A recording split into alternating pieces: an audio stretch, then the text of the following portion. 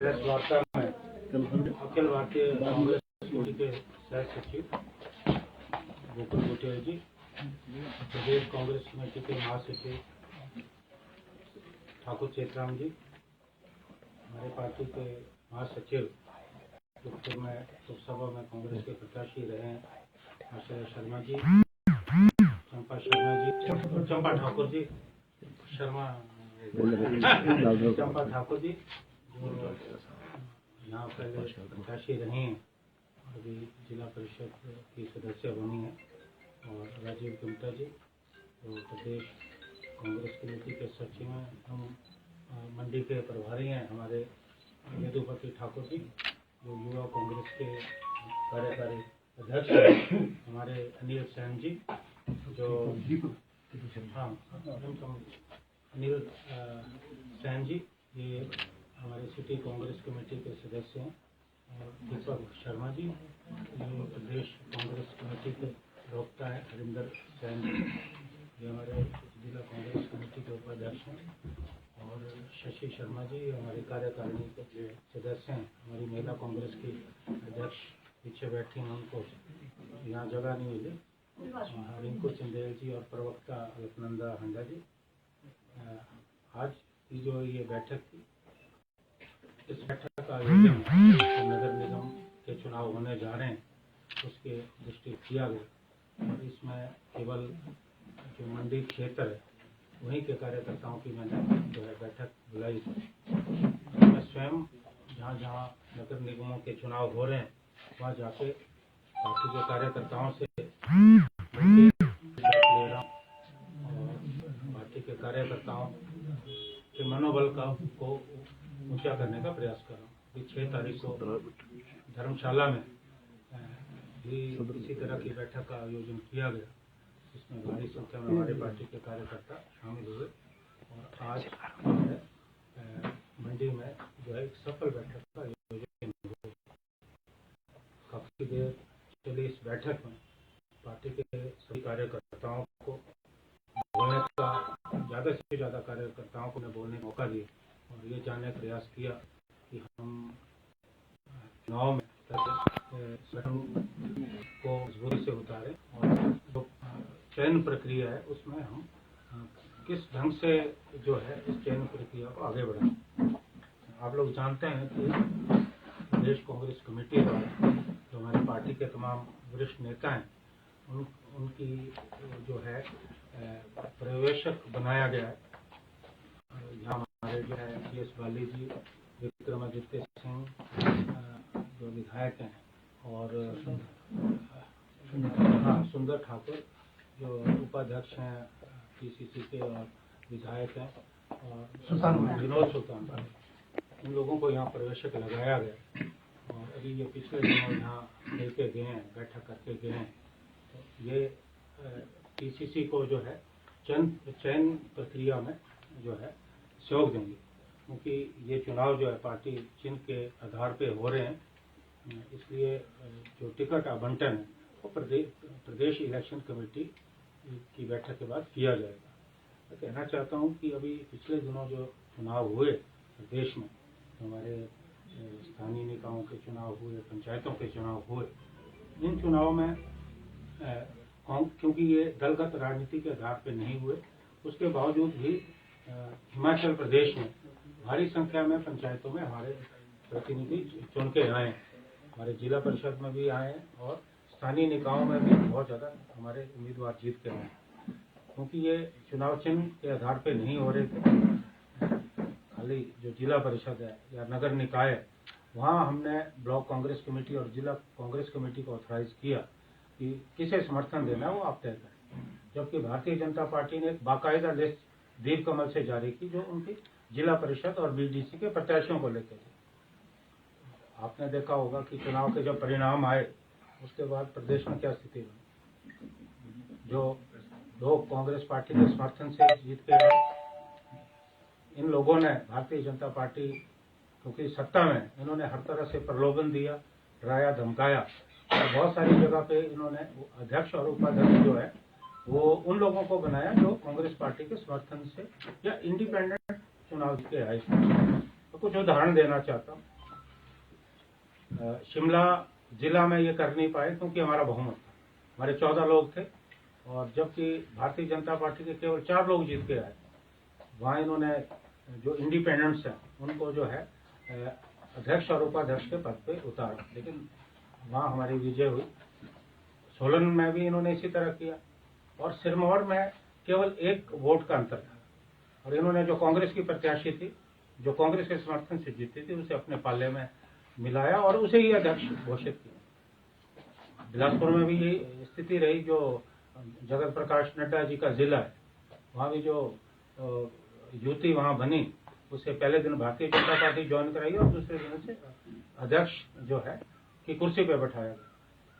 किन्नौर में हमारे 5-5 का बराबर आंकड़ा था, वहाँ ये पूरा उन्होंने प्रलोभन देने का प्रयास किया, लेकिन वहाँ ये सफल नहीं हो सके।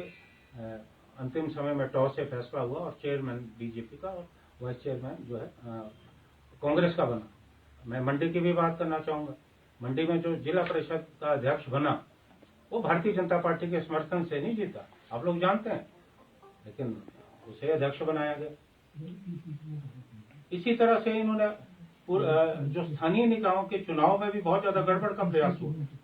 मैं अगर नालागढ़ का एग्जाम्पल दूं, बद्दी का एग्जाम्पल दूं, कांग्रेस के समर्थन से जो उम्मीदवार जीते थे उन्हें तोड़ के इन्होंने बना। और ब्लॉक समिति में भी यही स्थिति रही।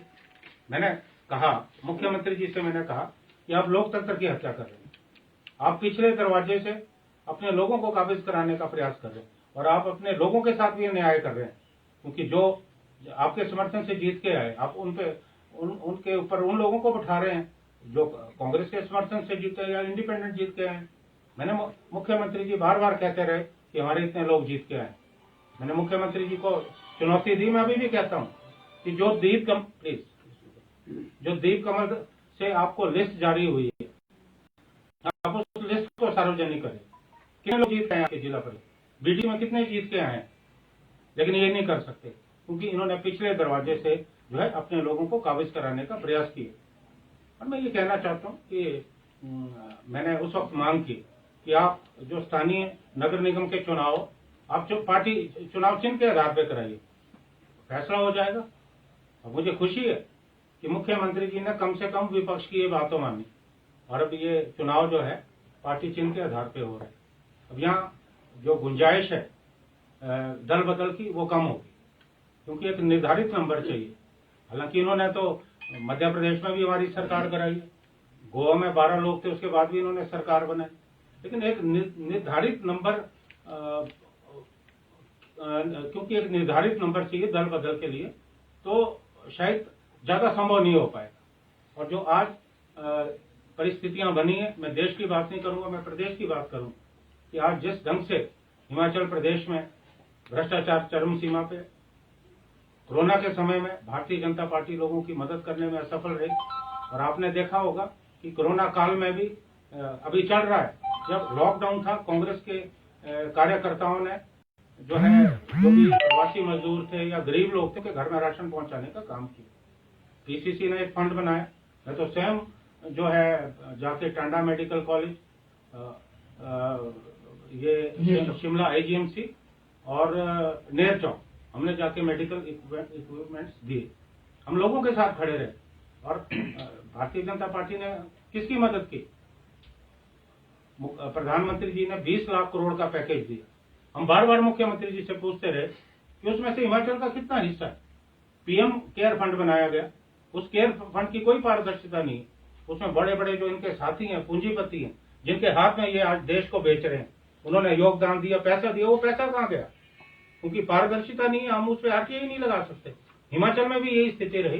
हिमाचल में पैसा इकट्ठा हुआ, लेकिन कहाँ गया वो? जो भी मदद की वो एनजीओ ने मदद की। जो एनजीओ थे उन्होंने जो सामग्री, जो भी सामग्री उन्होंने दी लोगों को, उसमें अपना ठप्पा लगा के जो है भारतीय जनता पार्टी ने ये दिखाने की कोशिश की हम जो है मदद कर रहे हैं। और कोरोना के समय में लोगों को मदद की दरकार थी। जो हमारे किसान है, हमारे बागवान है, कोई मदद नहीं की। हमारा टूरिज्म सेक्टर खत्म होकर रह गया, उन्होंने मदद नहीं की। जो हमारे होटल बंद रहे, हमने बार बार कहा कि जो हमारे होटलर्स हैं उनके होटल बंद रहे, आप उनके बिजली के बिल, आप पानी के बिल आप माफ करो। लेकिन इन्होंने तो कमर्शियल रेट वसूल किए। जब कोई व्यावसायिक गतिविधियां नहीं हुई तो ये कैसे कर सकते हैं? आज भी मुझे धर्मशाला में बहुत जो होटल यूनियन के लोग मिले, उन्होंने कहा कि हमारे भाई साहब होटल बंद थे, लेकिन हमारे से कमर्शियल रेट वसूले गए बिजली और पानी के। हमारा जो छोटा दुकानदार था उसको मदद की दरकार थी, इन्होंने मदद नहीं की। आज हिमाचल प्रदेश में जो बेरोजगारी का आंकड़ा, हम तीसरे नंबर पे। और कोविड के समय जब बड़ी बड़ी कंपनियां बंद हुई तो जो हमारे हिमाचल के नौजवान बाहर उन कंपनियों में काम करते थे, जब कंपनियां बंद हुई तो वो भी बेचारे वापस आए। और सरकार के पास अभी आंकड़ा नहीं है कि कितने लोग हिमाचल में वापस आए। इन्होंने उन लोगों की भी कोई मदद नहीं की। आखिरकार मदद किसकी की इस सरकार ने? और कोरोना के समय में भी इन्होंने आपदा को अवसर के रूप में इस्तेमाल किया।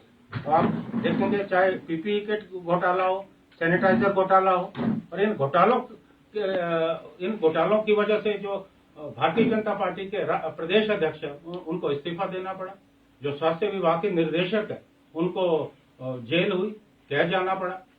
और भूमि घोटाले सामने आए तो पर्दा डालने का जो है प्रयास कर रहे हैं। किसान सम्मान निधि, उसमें भी घोटाला हुआ। जो पात्र व्यक्ति उनको उन तक तो पहुंची नहीं वो राशि। तो कुल मिलाकर ये घोटालों की सरकार है। आज प्रदेश में विकास के काम तमाम जो है बंद पड़े। जो कांग्रेस के समय में काम हुए, जो इनके समय में पूरे हुए, खाली उनका फीता काट रहे हैं। अभी मुख्यमंत्री जी ने 3 वर्ष पूरे किए। मैं पूछना चाहता हूं कि इन 3 वर्षों में आप अपनी 3 उपलब्धियां बताइए, लेकिन इनको गिनाने के लिए इनके पास 3 उपलब्धियां नहीं है। हिमाचल प्रदेश आज लगातार कर्ज की गर्त पे गिरता जा रहा है। हर हफ्ते ये भीख का कटोरा लेके जाते हैं और कर्जा लाते हैं। अब इतना पैसा आ रहा है, हमारी समझ में ये नहीं कि वो पैसा खर्च कहाँ हो रहा है। देखिए, मैं मानता हूं कि हमारे समय में भी कर्जा लिया गया, लेकिन तरक्की के काम हुए, स्कूल बने, कॉलेज बने, हॉस्पिटल्स बने, सड़कें बनी, विकास नजर आया। लेकिन आज विकास तो कहीं नजर नहीं आ रहा। जितना पैसा आ रहा है वो अय्याशी पे खर्च हो रहा है। जो इनके मंत्री हैं, इनके वजीर हैं, उनकी अय्याशी पे पैसा खर्च हो रहा है। मेरा आरोप है, जो अफसर है, बड़ी बड़ी लग्जरियां गाड़ी जो है खरीदी जा रही है। तो आज प्रदेश में विकास बिल्कुल शून्य है। और मैं कहना चाहता हूं कि मैं जब शिमला से चला, धर्मशाला गया, उसके बाद यहाँ आया, कोई भी जगह ऐसी बची नहीं जहां बड़े बड़े होर्डिंग नहीं लगे। और उसमें महिमा मंडन का प्रयास किया जा रहा है। तो मैंने अपने भारतीय जनता पार्टी के मित्र को कहा धर्मशाला में कि आप कहते हैं कि शांता कुमार जी जो है वो पानी वाले मुख्यमंत्री, और धूमल साहब को आप कहते हैं सड़क वाले मुख्यमंत्री। तो मैं कहा आपके जो ये मुख्यमंत्री है ये होर्डिंग वाले मुख्यमंत्री है, क्योंकि इनको होर्डिंग लगाने का बड़ा शौक है। जंगलों में भी होर्डिंग लगी है। देखिए, मेरा स्पष्ट तौर पे मानना है कि अगर जो विकास की जो इबारत है वो लोगों के दिलों में लिखी जाती है, उसको होर्डिंग लगाने की जरूरत नहीं होती। इतना पैसा कहां से आ रहा है? एक तरफ आप कह रहे हैं कि सरकार घाटे में चल रही है, आपके पास पैसा नहीं है, आप कर्जा लेके सरकार चला रहे हो, और होर्डिंग पे आप जो है इतना पैसा कहां से खर्च कर रहे हो? तो ये एक यक्ष प्रश्न है जो मैं सरकार से पूछना चाहता हूँ। और निश्चित तौर पे जिस ढंग से आज हिमाचल प्रदेश में कांग्रेस पार्टी जो जनहित से जुड़े मुद्दे या इनके जन विरोधी निर्णय, उनके खिलाफ पूरे प्रदेश में जो है हम प्रोटेस्ट करते हैं। इवन कोविड के समय में भी हम लोग सड़कों पे आए, चाहे विधानसभा के घेराव की बात हो,